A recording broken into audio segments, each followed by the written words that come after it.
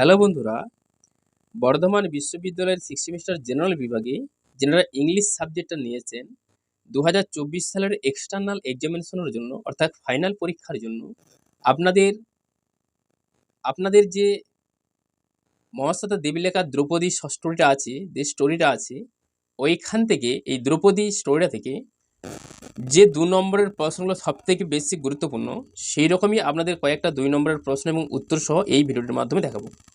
অবশ্যই আপনারা এই 2 নম্বরের প্রশ্নগুলো খাতার মধ্যে লিখে পড়বেন। এই 2 নম্বরের প্রশ্নগুলো আপনাদের ফাইনাল পরীক্ষায় আসতে পারে, খুবই গুরুত্বপূর্ণ।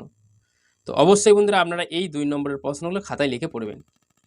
আর যদি ভিডিওটি ভালো লাগে তাহলে চ্যানেলটিকে সাবস্ক্রাইব করবেন এবং ভিডিওটিতে একটি লাইক দেবেন।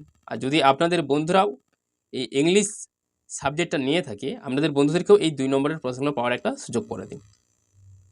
দেখুন, প্রথম যে প্রশ্নটা আছে, what is central theme of Draupadi?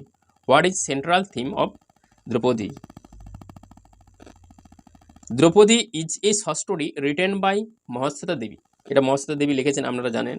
Draupadi is a Santali girls. দ্রৌপদী ছিলেন একজন, আপনারা স্টোরিটা পড়লে বুঝতে পারবেন যে উনি একজন সাঁওতালি মহিলা ছিলেন, মেয়ে ছিলেন।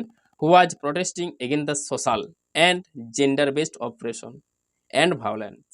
তিনি স্টোরির মধ্যে প্রতিবাদ করেছেন নিপীড়ন এবং ভায়োলেন্সের বিরুদ্ধে, with courage and showcasing the patriarchal society brutality, এই পিতৃতান্ত্রিক সমাজের বিরুদ্ধে। অবশ্যই বন্ধুরা এই প্রশ্নগুলো আপনারা ভালো করে বুঝে পড়বেন।